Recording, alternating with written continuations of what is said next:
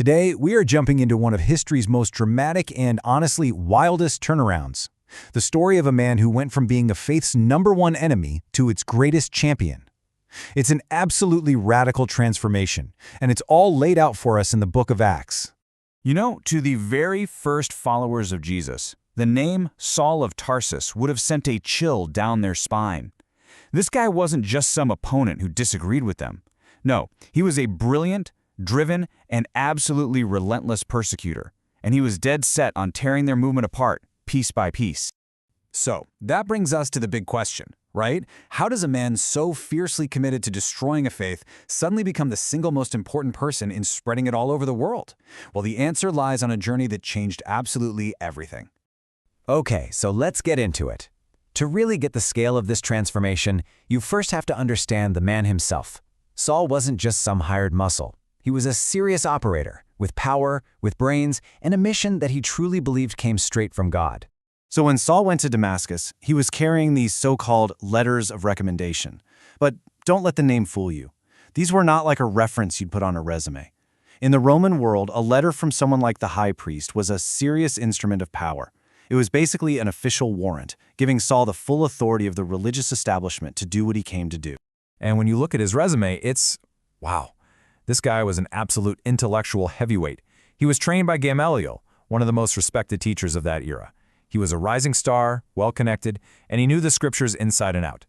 The point is, he wasn't acting out of ignorance. He was a highly trained expert who was convinced that this new Christian movement was a dangerous heresy that needed to be stamped out for the good of his people.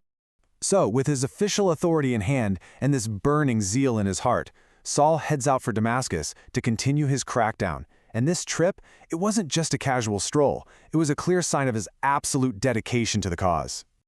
The journey from Jerusalem to Damascus is about 135 miles. I mean, think about that. On foot, we're talking a grueling 6-day trek. That level of commitment is kind of mind-blowing. Walking for almost a week with the single purpose of hunting people down and throwing them in prison for what they believed. And then, just as he's getting close to the city, something happens that he could never have planned for.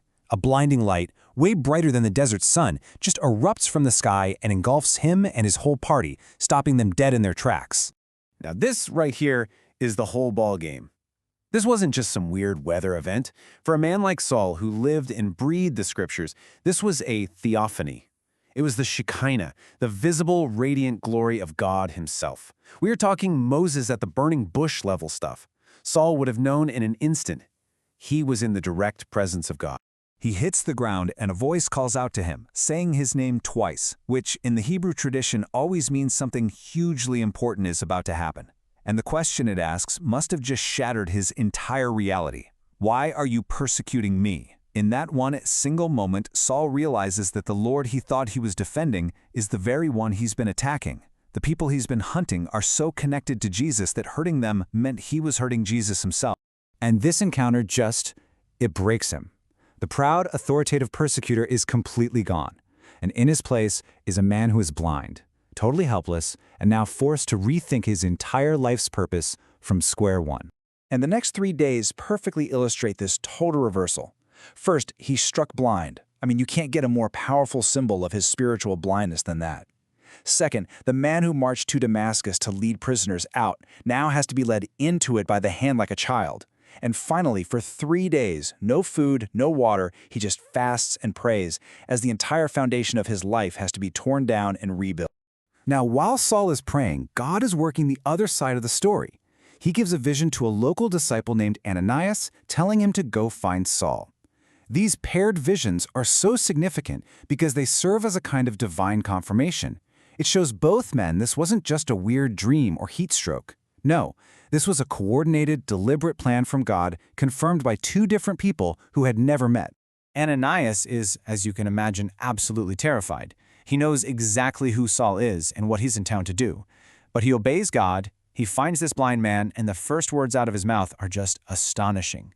He doesn't say enemy, he doesn't say persecutor, he lays his hands on him and says, "Brother Saul." In one sentence, a victim embraces his would-be oppressor as family. That single moment captures the entire message of grace and transformation. What's so striking here is that the change in Saul isn't slow or gradual. It's immediate, it's profound, and the consequences, they're just as fast. His entire world gets flipped completely upside down. I mean, just look at this timeline. There's zero hesitation. As soon as he can see again, Saul goes straight to the synagogues, the very places he had planned to make his arrests, and he starts preaching that Jesus is the Son of God. The shock and confusion must have been off the charts, and almost immediately the hunter becomes the hunted. The authorities he'd been working with now want him dead, and he's forced to flee the city in the middle of the night, being lowered over the wall in a basket by his new friends. What a turnaround. So when Saul eventually makes it back to Jerusalem, the disciples there are still terrified of him. They're convinced it's got to be some kind of trap. And this is where another key player, Barnabas, steps up. His name literally means son of encouragement, and man, does he live up to it. He's the one who takes the risk. He goes and finds Saul, he listens to his story, and he personally vouches for him to the apostles, building a bridge over that huge gap of fear and mistrust. Now, while Saul's story is obviously the main event here, the account intentionally zooms out to show us that this incredible power wasn't just focused on him. The movement he had just joined was already buzzing with miracles, especially through the work of the Apostle Peter. So the narrative shifts focus to Peter, and we see him perform two stunning miracles. He heals a man who had been paralyzed for 8 long years, and then he goes to the city of Joppa and raises a beloved woman named Tabitha from the dead. These stories are told right alongside Saul's to make it clear that God was on the move in a big way, all over the place, through all kinds of people.